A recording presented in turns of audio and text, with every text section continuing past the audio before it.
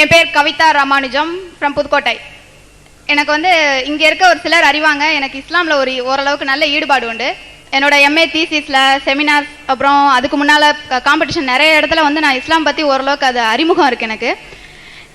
என்னுடைய கேள்வியோட முக்கிய நோக்கம் என்னென்னா, நான் நிறைய விஷயங்களில் வந்து இஸ்லாத்தோட பண்புகளில் வந்து ரொம்ப ஈர்க்கப்பட்டிருக்கேன். அவங்களுடைய பண்பாடு இல்லை பழக்க வழக்கம் இல்லை அவங்க கடைபிடிக்கிற நெறிமுறைகள் எல்லாமே ரொம்ப ஒரு கட்டுப்பட்ட சமுதாயத்துக்கு ஏற்ற ஒரு விஷயம். அதோட இஸ்லாமிய இலக்கியங்கள் வந்து தமிழ் இலக்கியத்துக்கு நிறைய தொண்டு செஞ்சிருக்கு. மசலா, நாமா அப்படின்னு சொல்லி புது புது இலக்கிய வகைகள் எல்லாம் நம்ம தமிழ் இலக்கியத்துக்கு கொடுத்துருக்கு. அந்த வகையில் எனக்கு ரொம்ப இஸ்லாத்தை பற்றி ஒரு நல்ல அபிப்பிராயம் இருக்குது. என்னுடைய கேள்வி நோக்கம் என்னென்னா, இப்படி ஒரு பண்பட்ட இஸ்லாமில் ஒரு சில நெருடல்கள், ஒரு சின்ன நெருடல் இருக்குது. இப்படி பண்பட்ட ஒரு இஸ்லாத்தில் இந்த ஒரு சின்ன நெருடல் அகற்றப்பட்டால் நல்லா இருக்குமே அப்படின்னு சொல்கிற ஆதங்கத்தில் தான் இந்த கொஸ்டின் நான் கேட்குறேன். என்னென்னா, என்னுடைய கேள்வியின் முக்கிய நோக்கம் என்னென்னா, நீங்கள் ஃபஸ்ட்டு சொன்னீங்க சொத்துரிமை அதெல்லாம் வந்து பெண்களுக்கு கொடுக்கப்பட்டிருக்கு, விவாகரத்து உரிமை எல்லாம் கொடுக்கப்பட்டிருக்குன்னு சொல்கிறீங்க, எல்லாம் ஓகே. ஆனால் நடைமுறையில் பெண்கள் எந்த அளவுக்கு பாதிக்கப்படுறாங்க அப்படின்றதான் என்னுடைய கேள்வி. நடைமுறை உரிமைகள் பெண்களுக்கு மறுக்கப்பட்டுள்ளது. நான் இந்த விஷயத்தை சொல்கிறதுக்கு ஒரு 2 நிமிஷம் ஆகலாம். ஏன்னா இதை நான் தீர்க்கமாக ஆலோசித்ததுனால ஒரு நல்ல விளக்கத்தோடு சொல்லணும்னு எதிர்பார்க்குறேன். ஓகே, இப்போ ஒரு பெண் குழந்தை பிறந்ததுலேருந்து அவள் எந்த அளவுக்கு அப்படியே இஸ்லாத்தோட அந்த ஒரு அச்சில் வார்க்கப்படுறா அப்படின்னு நான் சொல்கிறேன். அதாவது தனக்கென ஊற்றி வார்க்கப்பட்ட ஒரு அச்சில் தான் இஸ்லாமிய பெண் வளர்றா. ஒரு சாதாரணமாக பிறந்த உடனே ஒரு படிப்பாகட்டும், ஒரு திருமணமாகட்டும், ஒரு வயதுக்கு வந்த பின்னோட அவருடைய படிப்பாகட்டும், எல்லாமே வந்து நிறைய விஷயங்களில் வந்து அவங்க பாதிக்கப்படுறாங்க.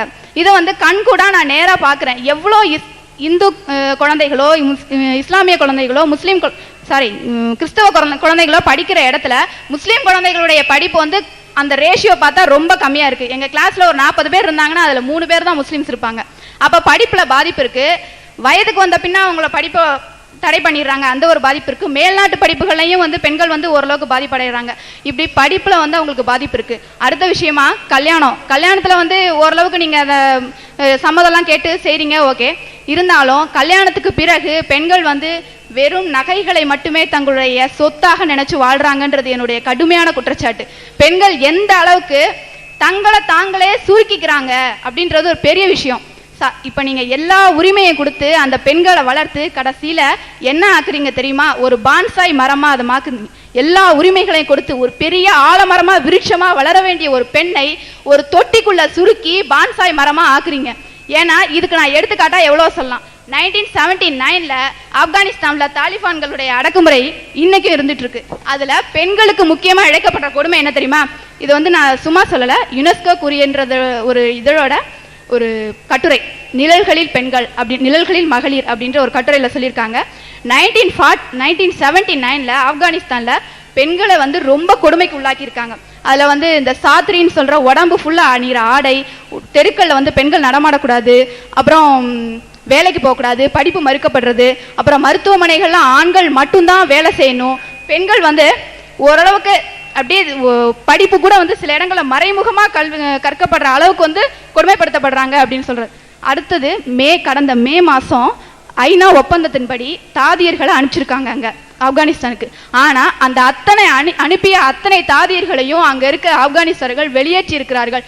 அப்போ இந்த அளவுக்கு வந்து பெண்களை வந்து அடக்கி நான் முதல்ல சொன்ன மாதிரி ஒரு பான்சாய் மரமா அவங்களுடைய திறமைகளை அப்படியே சுருக்கிக்கிறாங்க. இது ஏன்னா ஆரம்பத்திலிருந்தே அவங்க ஒரு கால அச்சில் ஊற்றி வார்க்கப்பட்ட ஒரு மரபு தான் அவங்களுக்கு. இதுதான் அச்சு, இந்த அச்சு மூலமா தான் நீ வெளியில வரணும், வேற எந்த ஒரு எக்ஸ்ட்ரா குவாலிட்டிஸும் உனக்கு இருக்கக்கூடாது அப்படிங்கிற ஒரு அடக்குமுறையை நான் வன்மையாக கண்டிக்கிறேன். அடுத்து, பெண்களுடைய அறிவை ஆராதிக்கவில்லை. நம்மை பற்றிய ஒரு மதிப்பை வந்து அடுத்தவங்களுக்கு வெளியிடுறதே நம்மளுடைய தோற்றம் தான். இப்போ நான் சாதாரணமாக நீட்டாக ட்ரெஸ் பண்ணிட்டு வந்திருக்கேன்னு சொல்றது ஒரு நல்ல ஒரு மதிப்பை நமக்கு தருது. ஆனால் எவ்வளோ நீட்டாக ட்ரெஸ் பண்ணாலும் அந்த ஒரு ஆடையை போட்டு மறைச்சிடுறது அது ஒரு நெருடலான விஷயம் தான். அது சில அத்துமீறல் தான். இருந்தாலும் அந்த ஒரு விஷயத்தை நீங்கள் வந்து எனக்கு விளக்கி ஆகணும். அடுத்ததா, கல்வியும் உத்தியோகமும் எவ்வளோதான் ஒரு பொண்ணுகிட்ட வளர்ந்தாலும் அவளுடைய சுய மதிப்பு நிமிரவில்லை என்பது ஒரு கடுமையான குற்றச்சாட்டு. இப்போ நான் எடுத்துக்காட்டா சொல்லலாம், இங்க மேல இருக்க எத்தனை பெண்கள் படிச்சு வேலை வாங்கி எவ்வளவோ சுய மதிப்புல எவ்வளோ நல்ல நம்பிக்கையோட எவ்வளோ பெரிய ஆளா இருந்திருப்பாங்க. ஆனாலும் அவங்களுக்குன்னு தனி இடம் கொடுத்து இப்படி பார்க்கறது நல்லாவா இருக்கு? இப்படி பாக்குறது நல்லாவா இருக்கு? சாதாரணமா இந்த கேர்ள்ஸ் பாருங்க, இடையில உட்காந்துருக்க கேர்ள்ஸ் பாருங்க எவ்வளவு ஃப்ரீயா உட்காந்துருக்காங்க. ஆனா இந்த ஒரு அடக்குமுறை ஏன்? அதான் என்னோட கொஸ்டின். அடுத்து வந்து நான் கடைசியா ஒரு வேண்டுகோள் வச்சுக்கிறேன். பெண்களை பெண்களாக பாருங்கள், மைக்ரோஸ்கோப் வச்சு பார்க்காதீங்க. அவ்வளவுதான். தேங்க்யூ. சகோதரி என்ன பேர் சொன்னாங்க? கவிதா ராமானுஜம் அவர்கள். அதாவது 4 in 1, ஒன்றுக்குள்ள 4 கேள்வியை திணிச்சு ஒரு கேள்வி இருக்கிற பேரில் 4 கட்டு விட்டாங்க. இருந்தாலும் எல்லாமே ஒரு கேள்வி தான், ஒரு கேள்வியை எடுத்துக்கிறோம். அதாவது பெண்கள் வந்து ஒரு அச்சில் வார்க்கப்பட்டு வளர்க்கப்படுறாங்க அப்படிங்கிறாங்க. இது வந்து ஒரு குறுகிய பார்வை. பெண்களும் அப்படித்தான் வளர்க்கப்படுறாங்க, ஆண்களும் அவர்களுக்குன்னு ஒரு அச்சில் தான் வார்க்கப்படுறாங்க, இந்துக்களும் அவர்களுக்குன்னு ஒரு அச்சில் தான் வார்க்கப்படுறாங்க, கிறிஸ்தவர்களும் அவர்களுக்குன்னு ஒரு அச்சில் தான் வார்க்கப்படுறாங்க. நீங்க விரும்புற மாதிரி அந்த அச்சு இல்லைன்னு வேண்டா சொல்லலாமே தவிர, எல்லாருமே உங்க குடும்பத்தில் கொஞ்சம் மாடனா சிந்திக்கிறவங்க இருந்தா நீங்க மாடனா வார்க்கப்படுவீங்க. அப்படித்தான் வார்க்கப்படுறாங்களே, விதிவிலக்கா 1 2 அவங்களாக வருவாங்க. எல்லாம் வார்ப்பு தான். எல்லாருமே ஒரு வார்ப்பின் அடிப்படையில் தான் எல்லாரும் உருவாக்கப்படுறாங்க. அதை விட்டுருவோம். அந்த வார்ப்பு சரியா தவறானு தான் ஆய்வு பண்ணணும். ஒரு வார்ப்பில் வடித்தெடுக்கப்படுறதை பற்றி நம்ம சிந்தனைக்கு போக வேண்டியது இல்லை. அந்த வார்ப்புகள் நல்லது தானா, அந்த வார்ப்பு சரியா என்பதை தான் பார்க்கணும். அதனால அந்த ஆர்குமெண்ட் எங்கேயும் பண்ண வேணாம். சரி, அடுத்தது படிப்புக்கு சொன்னாங்க. படிப்பை பற்றி சொன்னாங்க. 40 பேர் இருந்தாங்கன்னா 2-3 பேர் தான் படிப்பாங்க, அவங்களும் ஒழுங்கா படிக்கிறது இல்லை, சரியா படிப்பு ஏறுறது இல்லைன்னு சொல்லி முஸ்லீம் பெண்களை பற்றி சொன்னாங்க. இதுக்கு ஒரு விஷயம், ஒரு பெரிய வரலாறு இருக்குதுங்க. அவங்களுக்கு அந்த வரலாறு தெரிஞ்சிருக்க வாய்ப்பு இல்லை. அதாவது என்ன வரலாறுன்னு கேட்டால், இப்போ இவ்வளோ பெண்கள் இருக்காங்க, எத்தனை பேர் படித்து வேலைக்கு போறீங்கன்னு அவங்க கேட்டாங்க. இப்போ ஆம்பளைங்கள்ட்ட அதே கேள்வி கேட்குறேன், அதை விட கம்மியாக இருப்பாங்க. முஸ்லீம் ஆண்கள்கிட்ட கேட்டோம்னு சொன்னால், முஸ்லீம் ஆண்களில் பட்டதாரி எவ்வளோ இருப்பாங்கன்னு கேட்டால், எங்கள் சமுதாயத்தில் பெண்கள் பட்டதாரிகளாக இருக்கிறத விட கம்மியாக இருப்பாங்க. பெண்கள் படித்ததை விட குறைவாக தான் இந்த சமுதாயத்தில் உள்ள ஆண்கள் படிச்சிருப்பாங்க. இவர்களாவது ஒரு 10ஆம் கிளாஸ் வரைக்குமாவது படிக்க வைக்குவாங்க. ஆண்களை பொறுத்த வரைக்கும் 4ஆம் கிளாஸ் படித்தவனை பாஸ்போர்ட் எடுத்து விசா எடுத்து அவனை வெளிநாட்டுக்கு அனுப்பி சம்பாதிக்க அனுப்புகிறாங்களே தவிர, அந்த ஆண்களுக்கு தான் வருத்தப்பட வேண்டிய நிலையில் இந்த சமுதாயம் இருக்குது கல்வியை பொறுத்த வரைக்கும். அதுக்கு என்ன காரணம்னு கேட்டால், 50 வருஷத்துக்கு முன்னாடி இந்த சமுதாயம் செய்த ஒரு தியாகம். 50 வருஷத்துக்கு பின்ன அதுக்கு பெரிய வரலாற்று பின்னணி இருக்குது. ஏன் படிக்கல?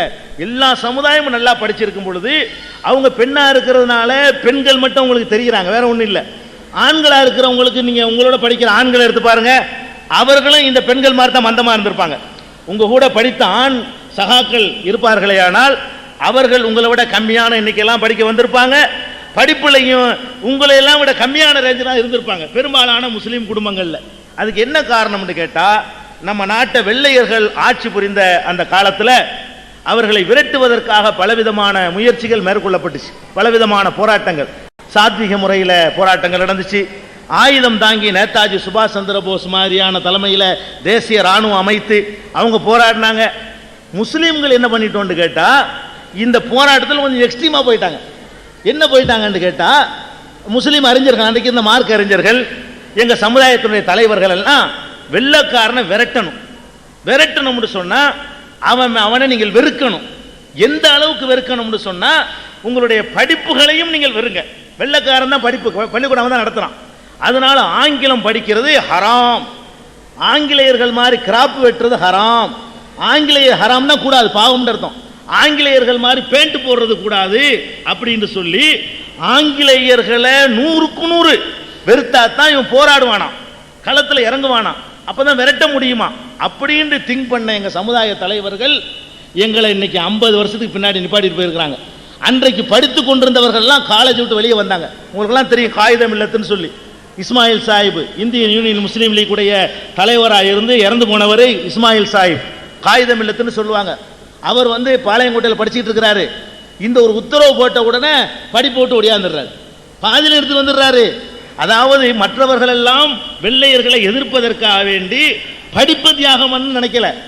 நாங்க என்ன பண்ணிவிட்டோம்னு கேட்டா, எங்க சமுதாயத்தில் உள்ள பெரியவர்கள் காட்டின வழி, வெள்ளைக்காரனை விரட்டணும்னா அவனை வெறுக்கணும், 100% வெறுக்கணும்னு சொல்லி படிக்காதேண்டாங்க. படிக்காதேண்ட உடனே அந்த 50க்கு முந்தைய இந்த கடைசி காலகட்டங்கள்ல படிக்கல.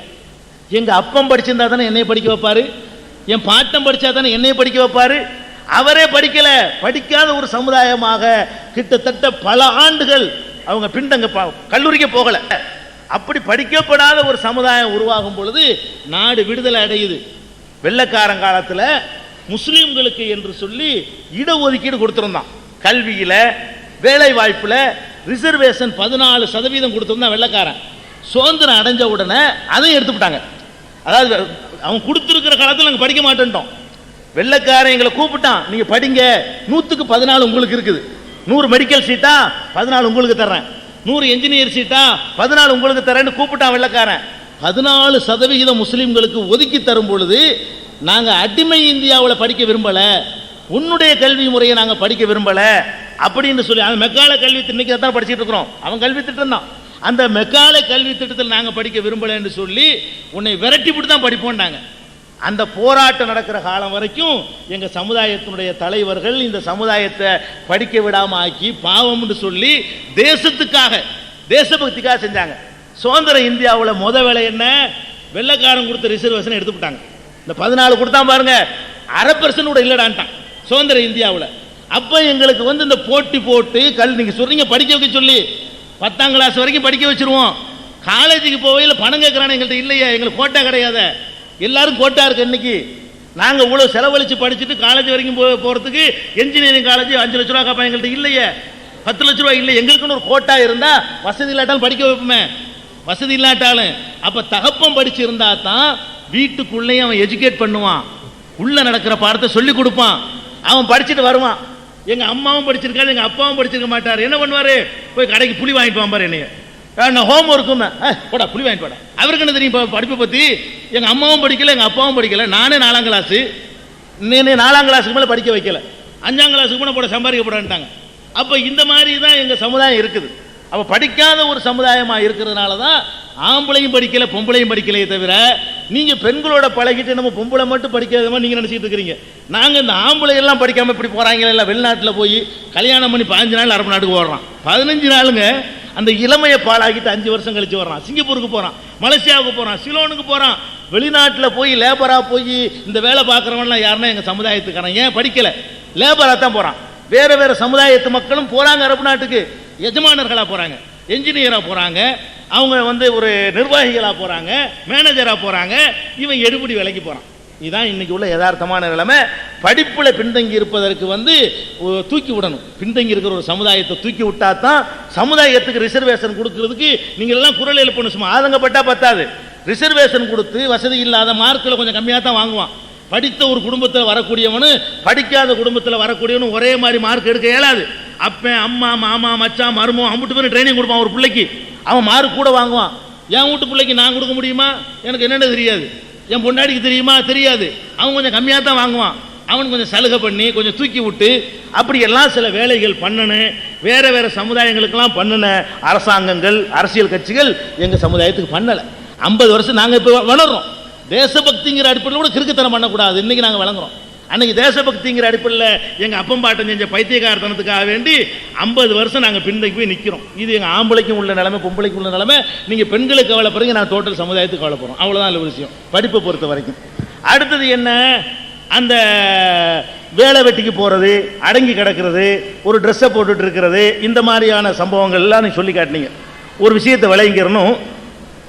நீங்கள் இன்றைக்கு சின்ன வயசில் நீங்கள் இருக்கிறீங்க, உங்களுக்கு இது விளங்காது. யாரெல்லாம் இந்த வேலை வெட்டிக்கு போகிறாங்களோ, ஒரு நிர்பந்தத்தை நீங்கள் போங்க.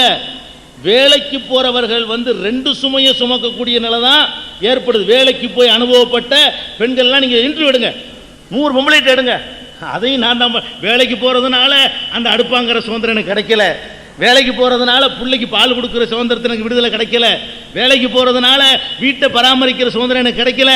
வேலைக்கும் போய்கிட்டு இதை சேர்த்து செய்கிற எக்ஸ்ட்ரா சுமையை தான் அவங்க சுமக்கிறாங்களே தவிர, நீங்கள் வெளியிருந்து நீங்கள் பார்க்குறீங்க ஒரு 25 வயசு 30 வயசு ஒரு பெண்மணியை நீங்கள் கேட்டு பாருங்க, அவர்கள் படக்கூடிய கஷ்டமும் அவஸ்தையும், அந்த பிள்ளைகளை வளர்க்க முடியாத நிலைமையும், அதுக்கு பாசத்தை செலுத்த முடியாத நிலைமையும், பாசம் செலுத்தப்படாத ஒரு சமுதாயம் வளர்ந்துச்சுன்னு சொன்னால் மேலை நாடும் கண்ணுக்கு முன்னாடி உதாரணமாக இருக்கு. நல்லா விளங்கிக்கிறேன்னு நெருக்கடிக்கு போங்க.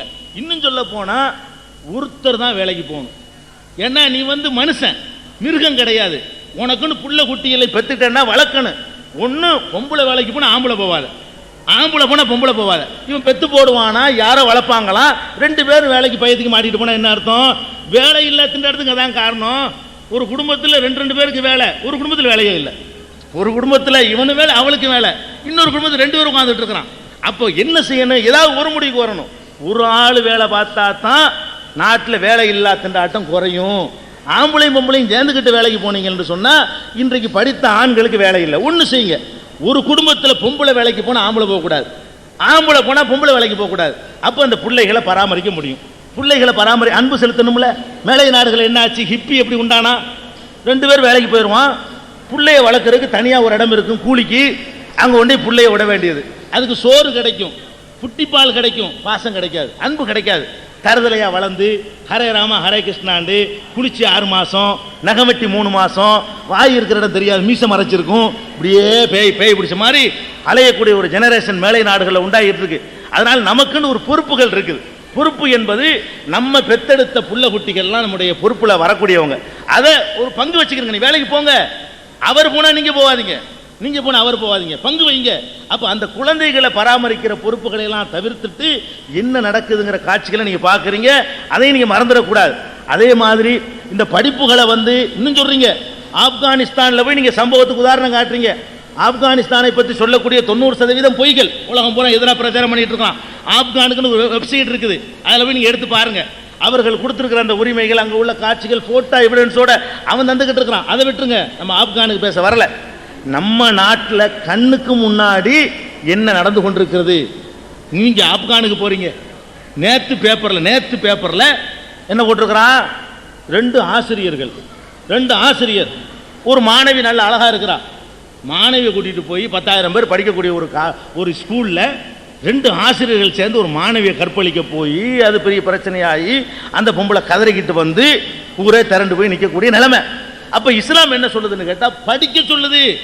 என்ன பெரிய அதிகாரில இது இல்லைங்க, பெரிய அதிகாரி கில்லு, பஞ்சாபுடைய டிஜிபியா இருந்தார் கில்லுங்கிறவர். அந்த ஆளு என்ன பண்றாரு? பொம்பளைய ஒரு டிஜிபியா இருக்கும் பொழுது ஒரு பொம்பளை பேக் சைடில் போய் அடிக்கிறார். டிஜிபியா இருக்கும்போது அது பெரிய கேஸா போய் அந்த பஜாஜ், அந்த பொம்பளை பேரு, அந்த பொம்பளை பெரிய கேஸா, ஐஏஎஸ் ஆபீசர், அந்த பொம்பளை ஒரு ஐஏஎஸ் ஆபீசருக்கு இந்த கேதி. அதே மாதிரி வழக்கறிஞர்கள், ஆண் வழக்கறிஞர்கள் தங்களுக்கு கீழே இருக்கக்கூடிய பெண் வழக்கறிஞர்கள் என்னென்னலாம் பண்றாங்கன்னு சொல்லி 3 மாசம் தான் ஜூனியர் விடனில் போட்டு எழுதி பெண் வக்கீல்கள் போராட்டம், இந்த ஆம்பளை வக்கீல்கள் நம்மளை எப்படி நடத்துறான்னு சொல்லி.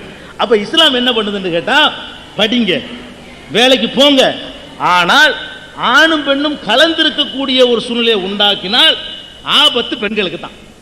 1-2 பேர் நீங்க தைரியமா ஃபேஸ் பண்ணக்கூடியவங்க இருப்பீங்க. பெரும்பாலானவர்கள் கண்டிப்பா அதுல பாதிக்கப்படுறாங்க. இன்னைக்கு காலையில் நியூஸ் இன்னைக்கு பார்க்குறேன், ஒரு நியூஸ்ல சொல்றாங்க, இப்ப கலப்பு திருமணங்கள் தான் அதிகமாயிடுச்சு, அதுல மாணவிகள் தான் அதிகமாக, மாணவிகள் தான் கலப்பு திருமணம் பண்றாங்கன்னு சொல்லிட்டு ஒரு புள்ளி விவரம் இன்னைக்கு நியூஸ்ல, எல்லா நியூஸ்லயும் வந்துச்சு, நீங்க பார்த்துருப்பீங்க. அதுல கடலூர் மாவட்டத்தை உதாரணம் காட்டி சன் நியூஸ் தொலைக்காட்சியில் அதை சொல்றாங்க.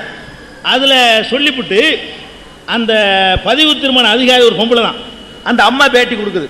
இந்த மாதிரி நடக்கிற திருமணங்கள்ல பெரும்பாலும் பெண்கள் ஏமாற்றப்பட்டுறாங்க, தற்கொலை நடக்குது, விவாகரத்து நடக்குது, அதையும் நாங்கள் கவனத்தில் கொள்ள வேண்டிய அதிகமாக நடக்குது, இப்படி நடக்குதுங்கிறாங்க. அப்போ இந்த பெண்களை என்ன பண்ணுறான்னு கேட்டால், ஆம்புல எல்லா நேரத்திலையுமே பொம்பளைன்னு தான் பார்க்குறான். அவன் மதகுருவாக இருக்கலாம், மதகுருவும் பொம்பளைன்னு தான் பார்க்குறான். பள்ளி படித்து கொடுக்குற ஆசிரியராக இருக்கிறான், அவனுக்கு பொம்பளைங்கிறது மட்டும்தான் தெரியுது. அதே மாதிரி ஒரு டாக்டராக இருக்கிறான், நோயாளின்னு தெரிய மாட்டேங்குது. பொம்பளைன்னு ஆம்பளை. அப்போ ஆண்களை பொறுத்த வரைக்கும் இந்த வக்கிர உணர்வு உள்ளுக்குள்ளே புகஞ்சிக்கிட்டே அவனுக்கு இருக்குது. ஆண்களை பற்றி உங்களுக்கு தெரியாது, ஆண்களா எங்களுக்கு தான் தெரியும். உங்கள்கிட்ட நடிச்சுட்டு போயிடலாம். ஆண்களை பற்றி பாம்பின்கால் பாம்பறியும்பாங்க. ஒரு சூழ்நிலை சந்தர்ப்பம் கிடைக்கலன்றதுனால தான் சும்மா இருக்கானே தவிர, ஒரு தனிமை கிடைச்சிச்சின்னு சொன்னால் இவன் ஆம்பளைங்கிறத காட்டியே தீருவான். 10 பேர் இருக்கிறாங்களே, 4 பேர் இருக்கிறாங்களே, பார்த்துருவாங்களே, அதுக்குள்ள வாய்ப்பு கிடைக்கலையே, அதுகள் தான் ஒரு ஆம்பளையை தடுத்து நிறுத்தே தவிர, பொண்டாட்டியோட அப்படி ரதி மாதிரி மனைவியோட போயிட்டு இருப்பாங்க. வர்ற பொம்பளையெல்லாம் பார்க்குறானா இல்லையா? இல்லைன்னு நீங்கள் சொல்லுங்க பார்ப்போம். இவனுடைய குணம் எப்படி இருக்கு பார்க்குறான். பொண்டாட்டி திரும்ப இப்படி ஒரு சைடு அடிச்சுட்டு தான் போகிறான். பொம்பளை அப்படி பண்ண மாட்டேங்கிறான். யதார்த்தத்தை நீங்கள் பேசணும். புருஷனோட போயிட்டு இருக்கிறான். இவன் ஒருத்தன் தான் அழகான மனைவியோட இருந்தால் குரங்கு மாதிரி எதுக்கு வந்தாலும் அதை பார்க்காதவன் இருக்கிறானா? கண்டிப்பாக பார்க்குறான். எதுக்கு நான் சொல்ல வர்றேன்னு கேட்டால், ஆண்களை நாங்கள் பெண்களுக்கு பாதுகாப்புக்கு இந்த வழியை சொல்கிறோம். நீங்க ஆண்களை ரொம்ப நம்பி விளக்குல விழுற விட்டில் பூச்சா மாறுறாதீங்க. ஆண்கள் 1 நம்பர் ஏமாத்து பேர் வழிகள். சந்தர்ப்பம் கிடைச்சுன்னு சொன்னா லாட்ஜில் கொண்டு விட்டுட்டு ஓடி போயிடுவான். கல்யாணம் பண்றேமா கூட்டிக்கிட்டு போவான், கொடைக்கானல விட்டு அவன் இங்க வந்து நிற்பான். நீ அங்க உளுந்து மலையில வந்து தற்கொலை பண்ண வேண்டியதான். மாற்றக்கூடிய நேரத்தில் ஆசிரியர் அப்படித்தான் இருக்கிறான், சாமியார்கள் அப்படித்தான் இன்னைக்கு உள்ள கம்பி பண்ணிட்டு இருக்கிறாங்க. சாமியாரை நம்ப முடியல, ஆசிரியர் நம்ப முடியல, அதிகாரிகள் நம்ப முடியல, போலீஸை நம்ப முடியல, மந்திரிகளை நம்ப முடியல. எல்லாம் அந்த சேர்ந்து படிக்க மாணவர்கள் கோழிக்கோடு பல்கலைக்கழகத்தில் ஒரு ஆய்வு பண்றாங்க. ஆய்வு பண்ணுனா 140% பெண்கள் வந்து திருமணத்துக்கு முன்னாடியே பாலியல் பலாத்காரத்துக்கு ஆளாக இருக்கிறாங்க.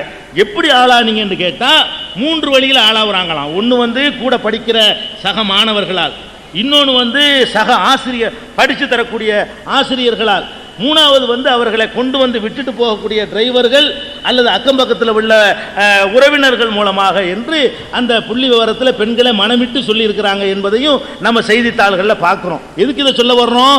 ஆண்களும் பெண்களும் கலந்து ஒன்று இருந்து ஒரு நேரம் இல்லாட்டி ஒரு நேரம் தனிமை கிடைத்தால் ஆம்புலேண்டு ஒவ்வொரு கட்டத்திலையும் காட்டுறான், வேணுண்டு செய்யறது இல்லை. அப்படித்தான் இயற்கையில் படைக்கப்பட்டிருக்கு. இவன் வந்து அப்படித்தான் இருக்கிறான். இதை வந்து நீங்கள் என்னதான் சொன்னாலும் சரி அதை வந்து மாற்றிக்கிற முடியல. அது இஸ்லாம் என்ன சொல்லுதுன்னா, படிங்க, படிப்புக்கு இன்னும் சொல்கிறேன் கேளுங்களேன். இப்போ ஒரு ஆய்வு பண்ணியிருக்கிறாங்க. இப்போ லேட்டஸ்டாக மாணவர்கள் பூரா மார்க்கில் டல் அடிக்கிறான், மாணவிகள் பூரா எல்லாம் ஃபஸ்ட் மார்க் வருதுவோ.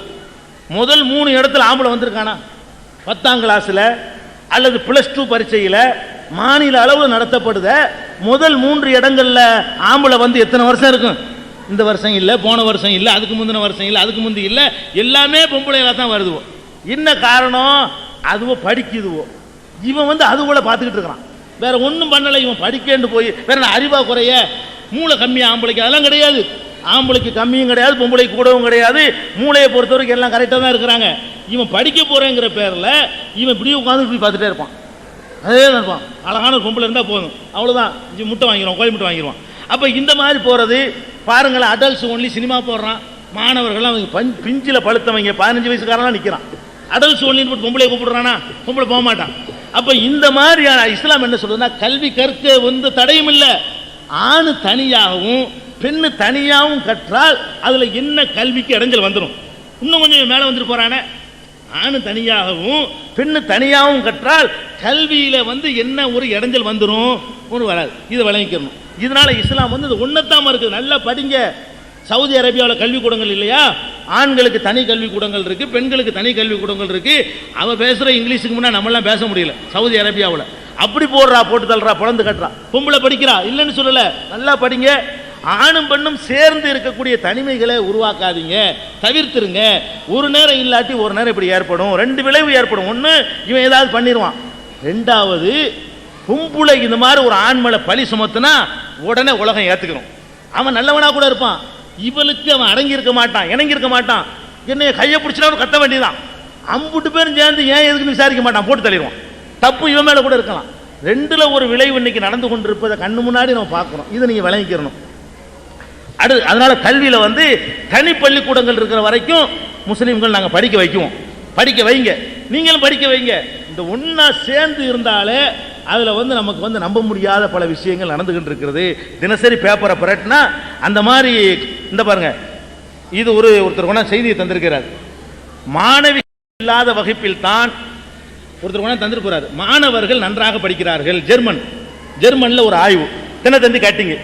அது என்ன சொல்றான்னு கேட்டா, மாணவிகள் இல்லாத வகுப்பில் படிக்கும் மாணவர்கள் தான் படிப்பில் சிறந்து விளங்குகிறார்கள் என்று ஜெர்மனியில் நடந்த ஆராய்ச்சியில் தெரிய வந்து உள்ளது.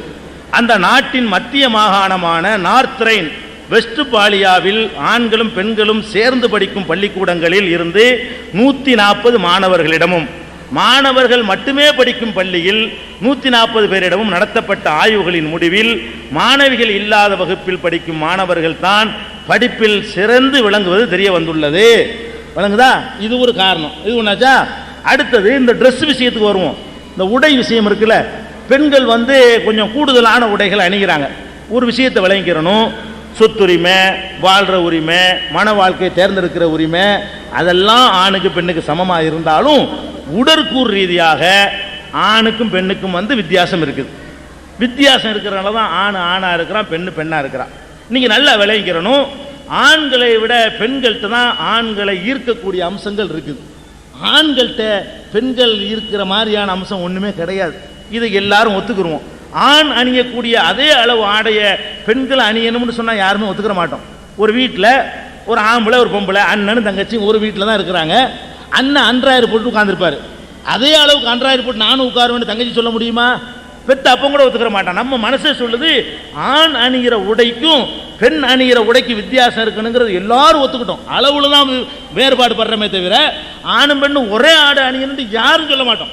நம்ம வீட்டில் என்ன பெண்ணுரிமை பேசக்கூடிய ஆளாக இருந்தாலும் சரி, அவங்க ஒரு ஆண் அணிகிற மாதிரி வீட்டில் இருக்கும் பொழுது, அப்பனுக்கு முன்னாடி இருக்கும்போது, அம்மாவுக்கு முன்னாடி இருக்கும்போது கூட ஒரு டவுசரை மட்டும் போட்டுக்கிட்டு இவன் மாட்டு உட்காந்துருப்பான்.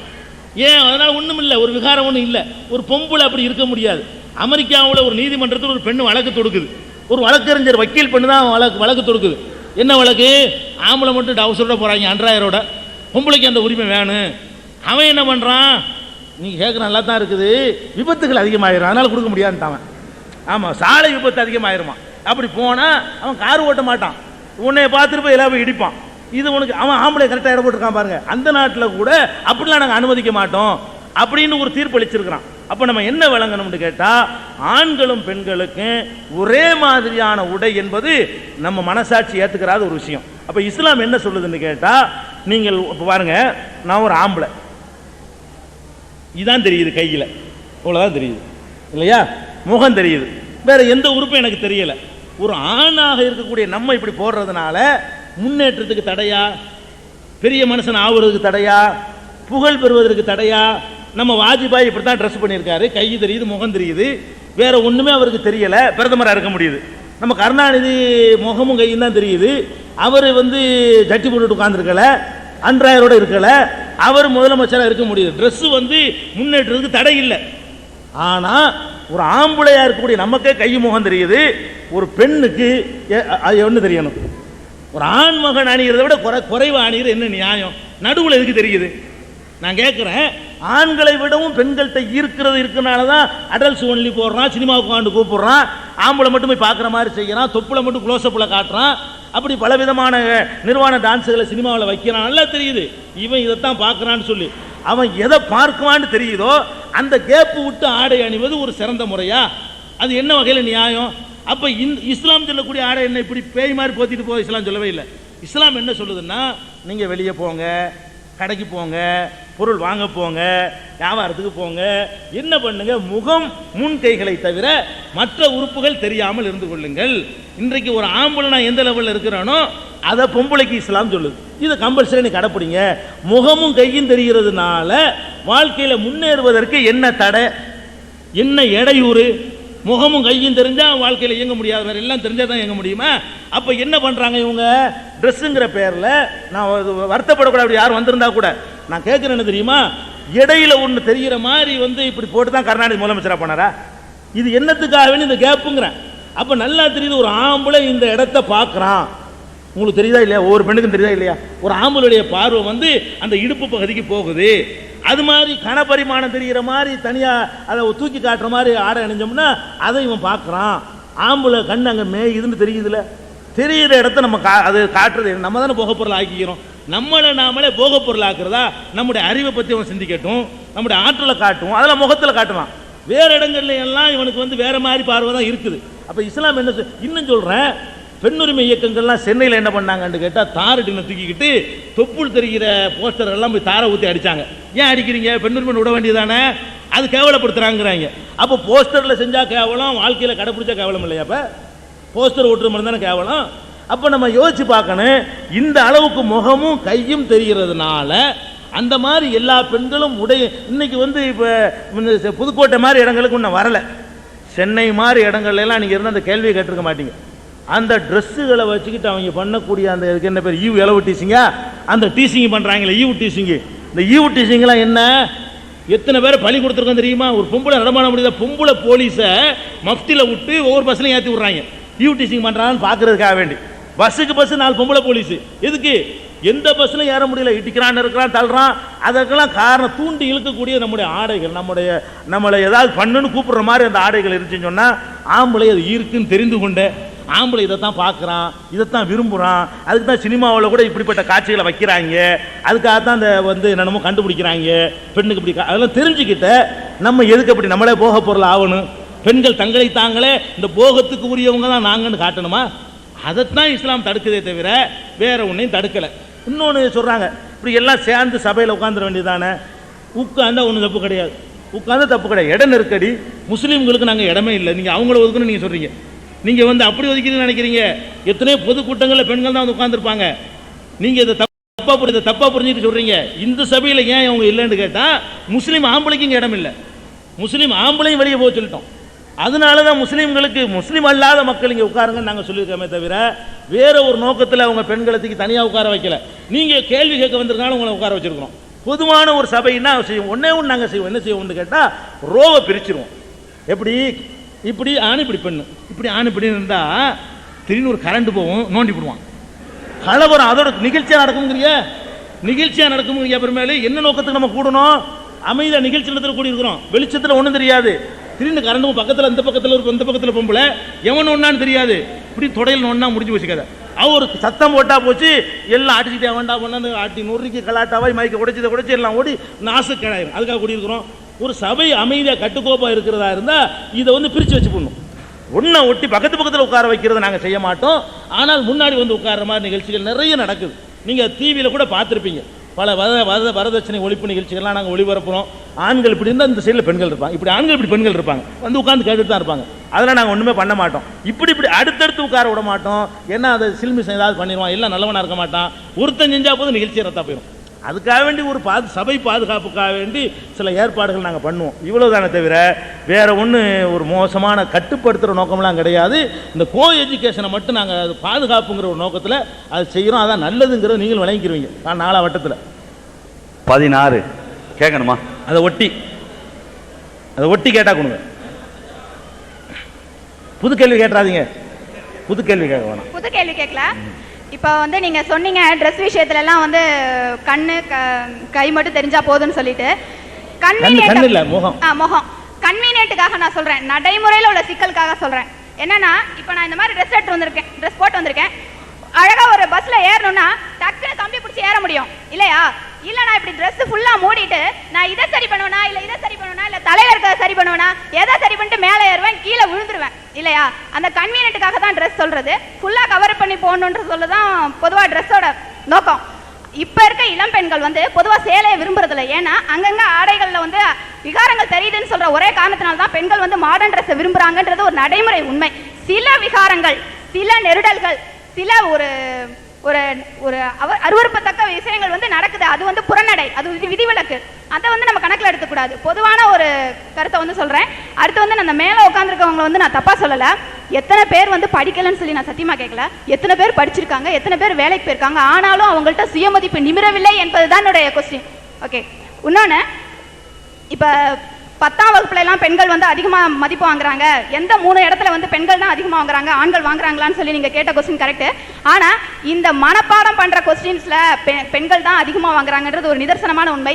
இன்டலெக்சுவல் எக்ஸாம்ஸ்ல MBA அந்த மாதிரி MBBSல போன தடவை, BEல போன தடவை யார் ஃபர்ஸ்ட் 3 ரேங்க்ஸ் வாங்கினாங்கன்னா பசங்க தான். இதை ஒரு பெண்ணா இருந்து நான் ஒரு கேவலமா சொல்லல, இது ஒரு பெரிய மதிப்புக்குரிய விஷயம் தான். பெண்கள் ஒரு மனப்பாடம் செய்யறதுல தான் வாங்கிக்கிறாங்களே தவிர மற்றபடி இன்டலெக்சுவல் எக்ஸாம்ஸ்ல அவங்க வாங்குறது இல்லைன்றது ஒரு உண்மை. அடுத்தது, இப்போ நீங்க பாதுகாப்பு கொடுக்கணும் அப்படின்னு சொன்னீங்க. எந்த ஒரு விஷயத்தை நம்ம ப்ரொடெக்ஷன் அதிகமாக கொடுக்குறோமா அந்த விஷயத்தை தான் நம்ம தாண்டி பார்க்கணுன்றது ஒரு மனித மனதின் ஒரு இயல்பான உண்மை. எது கையை நான் இப்போ மூடி வச்சிட்டு இருக்க வரைக்கும் இதுக்குள்ள என்ன இருக்குன்னு சொல்லி ஆவல் இருக்கும். இதை நான் எப்போ திறந்து காட்டிட்டேன்னா அப்போ எப்போ நம்ம எதை ப்ரொடெக்ஷன் ரொம்ப கொடுக்குறோமா அந்த விஷயத்தை தாண்டணும், அந்த எல்லையை மீறணும் அப்படின்னு சொல்றதான் ஒரு மனித இயல்பு. அதுவும் இளம் பெண்கள், அதாவது இளைய வயசு உடையவங்களுக்கு ரொம்ப அதிகமான ஒரு தாட்ஸ் என்னன்னா அதை மீறணும், அதை கண்டிக்கணும். நீங்களே சொன்னீங்க பீடி குடிக்க கூடாதான்னு சாதாரணமாக சொன்னா ஒத்துப்பான். அவனே அடிச்சு சொன்னா வச்சுக்கோங்க, நாளைக்கு நம்ம மேலே ஊதிக்கு போயிடுவான். அந்த விஷயத்தை தான் நான் இதுக்கும் உதாரணம் காட்டணும்னு விரும்புறேன். ஓகே, நீங்க சொன்ன இன்னொரு விஷயம் எனக்கு பிடிச்சிருந்துச்சு. இந்த மாதிரி சபையில அநாகரிகமாக நடக்கிறத தவிர்க்க தான் நாங்கள் தனித்தனியாக உட்கார வச்சிருக்கோம் அப்படின்னு சொல்றது அது ஓகே. ஆனால் படிக்கும் பள்ளிக்கூடங்களில் ஒரு காலேஜில் அந்த மாதிரி எதிர்பார்க்கறது ஒரு தவறான விஷயம். எப்போ ஒரு நான் இப்போ வந்து இந்த ஒரு பையன் இருக்காங்க அப்படின்னு சொன்னா என் பக்கத்துல உட்காந்துருக்காங்க கிளாஸ்ல நான் கவனிக்கிறேன்னு சொன்னா நான் ஓகே ஒத்துப்பேன், இது என் ஃப்ரெண்டுன்னு சொல்லி நாளடைவில் அக்செப்ட் பண்ணிப்பேன். ஆனா அவனே அந்த ரோல உட்கார வச்சிருந்தாங்கன்னு வச்சுக்கோங்களேன், இல்ல வேற காலேஜ்ல படிச்சிருந்தாங்கன்னு வச்சுக்கோங்களேன், அவங்கள பார்க்கணும், அவங்கள பேசணும் அப்படின்னு சொல்லி எனக்கும் தோணும், அவங்களுக்கும் தோணும். அப்ப இந்த மாதிரி ஒரு மரபு மீறல்கள் வந்து நடக்கக்கூடாதுன்னு சொல்றதுக்காக தான் கோ எஜுகேஷன்றது முக்கியமான விஷயம். அதோட இப்ப செக்ஸ் எஜுகேஷன்ற அளவுக்கு வந்திருக்கு. அப்ப இது ஒரு தவறான விஷயம் கிடையாது, சபை நாகரிகம். ஓகே, அந்த ஒரு கருத்து வந்து ரொம்ப நல்ல கருத்து, அக்செப்ட் பண்ணிக்கிறேன். தேங்க்யூ. அதாவது இந்த மூடி வைக்கிறதுனால தான் ஆர்வம் வருதுன்னு சொன்னால், அப்போ இந்த வாதத்தில் நீங்கள் உண்மையாளர்களாக இருந்தால் இப்போ ட்ரெஸ்ஸை குறைக்க போகிறீங்களா? எவ்வளோ குறைக்கிறீங்களோ அவ்வளோ அவனு நான் கேட்குறேன். இல்லை அப்படி இல்லை, இந்த வாதத்தில் உண்மையாளர்களாக இருக்கணும். நம்ம என்ன செய்யணும்னா அதுக்கு ஒரு லிமிட் வச்சுருக்கணும். எல்லாத்துக்குமே மூடி வைக்கிறதுனால பண்ணுறாங்கன்னா இப்போ அறவை இல்லாமல் இருந்தால் விட்டுட்டா அது தப்பு குறைஞ்சிரும்னு அர்த்தமா? அப்படி பார்க்கக்கூடாது. அதனால அவங்க அந்த வாய் தான் அந்த வாதம் பண்ணுதே தவிர அவங்க உள்ளத்தில் கூட அது இருக்கனால தான் அவங்க மற்ற எல்லாத்தையும் நல்ல அழகான ட்ரெஸ் போட்டு வந்திருக்கிறாங்க, கூடுதலான ட்ரெஸ்ஸோடு தான் வந்திருக்கிறாங்க, மூடி தான் வச்சுக்கிட்டு இருக்கிறாங்க. அதான் உண்மை, அதை விளங்கிக்கணும். ரெண்டாவது, ஒரு சில விஷயங்களுக்கு வந்து ப்ராக்டிக்கலை தான் ஆதாரமாக எடுத்துக்கொள்ளணுமே தவிர தியரி எடுத்துக்கொள்ளக்கூடாது. கேட்க நல்லா இருக்குது, நான் சொல்கிறேன் நடக்குது, நாட்டில் நடக்குது. ஆசிரியர், மாணவி, சாமியார், அது நடந்துக்கிட்டு இருக்கிற சொல்கிறேன். நீங்கள் நடக்கும்னு ஆர்குமெண்ட் பண்ணுறீங்க, தியரி பேசுகிறீங்க. ப்ராக்டிக்கலாக நாங்கள் என்ன சொல்கிறோம், என்ன நடந்துக்கிட்டு இருக்கு உலகத்தில் அதை சொல்லுங்கள். அது மாதிரி மனப்பாடம் பண்ணுறதெல்லாம் நீங்கள் ஃபஸ்ட்டுங்கிறீங்க. ஒரே மாதிரியான இதிலேயே தேர்வு செஞ்சு தான் ஆய்வு பண்ணி சொல்கிறான். அந்த ஏதாவது நீங்கள் என்ன கேட்டால் மனப்பாடத்தில் வந்து பெண்கள் கூடத்தான், ஆய்வு அதைத்தான் சொல்லுது. மற்றதில் ஆய்வு பண்ணி சிந்திக்கிற விஷயத்தில் ஆண்கள் கொஞ்சம் கூட இருக்கிறாங்கிறது உண்மை. அந்த விஷயத்தில் கரெக்டாக சொல்லிக்கிறீங்க. அதுலேயே என்ன சொல்கிறான்னு கேட்டால், மனப்பாடம் பண்ணக்கூடியதுலேயே தனியாக ஆணையும் பெண்ணையும் வச்சு ஆணையும் பெண்ணையும் சேர்த்து வச்சிங்கன்னா அதில் உள்ளடவும் பிரகாசிப்பாங்கிறான் இந்த ஆய்வுக்காரன். இந்த ஆய்வுக்காரன் என்ன சொல்கிறான்னு கேட்டால், மனப்பாடம் பண்ணுற கலையிலேயே படிக்கக்கூடிய அந்த படிப்பிலேயே, அதாவது 10ஆம் கிளாஸ் வரைக்கும் உள்ள படிப்பிலேயே அல்லது +2 படிப்பிலேயே ஆணு மட்டும் படிக்கக்கூடிய ஒரு 140 பேர், பெண்ணோட சேர்ந்து படிக்கக்கூடிய 140 பேர் ஆய்வு பண்ணுனா இந்த 140 விட அந்த 140 பிரகாசிக்குது. அவனை திசை திருப்புற அம்சம் இருக்குதுங்கிறனால உள்ள விஷயம். அது நீங்கள் விளங்கிக்கிறேன்னு, வேற ஒன்றும் இல்லை. அந்த ஆடை கன்வீனியன்ட்டாக இருக்கிறீங்க இல்லை, அதை விளங்கிக்கிறேன்னு. நீங்கள் இஸ்லாமிய ஆடைன்னா ஒரு குறிப்பிட்ட துப்பட்டின்னு விளங்கிட்டு இருக்கிறீங்க கிடையாது. சுடிதாரே ஃபுல் ஹேண்ட் போட்டால் இஸ்லாமிய ஆடை விளங்குதா? அது உங்களுக்கு பைப்பை பிடிக்கிறதுக்கெல்லாம் இடைஞ்சலாம் இருக்காது. இந்த சேலை மாதிரி தான் ஆணிங்கன்னு இஸ்லாம் சொல்லலை. நீங்கள் ஃபுல் ஹேண்ட் ஒரு சுடிதார் போடுங்க, அதுவும் எல்லாம் மறைச்சதுக்கு போகிறதுக்கு பிடிக்கிறதுக்கு எல்லாத்துக்கும் வசதியாக இருக்கு. அதை வந்து இஸ்லாம் தடுக்கலையே. நீங்கள் ஒரு குறிப்பிட்ட ஒரு போர்வையை போத்திக்கிட்டு இருக்கிறது ஆடை நினச்சிக்கிட்டு இருக்கிறீங்க. அதுவும் சில பேர் விளங்காமல் செய்கிறாங்க. ஒரு ஊரில் ஒரு மாதிரியா இருக்கு. இஸ்லாம் சொல்லக்கூடிய இன்னும் ஆடைலாம் சொல்லலை, முகங்கை தெரிகிற விதத்தில் விட்டுட்டு எந்த ஆடை வேணாலும் போட்டுட்டு போங்க. அது உங்களுக்கு கன்வீனியன்ட்டாக உள்ள ஆடை கூட தேர்ந்தெடுத்துக்கிறங்க. அது இஸ்லாமிய ஆடை தான், அது இஸ்லாத்துக்கு எதிரான ஆடை கிடையாது. அப்படி தான் இஸ்லாம் சொல்லுது. நீங்கள் இதுக்கு வேண்டிய அதை மாற்ற தேவையில்லை, உங்களோட ஆடையை கொஞ்சம் சேஞ்ச் பண்ணிக்கலாம், அவ்வளோதான். அதுக்கு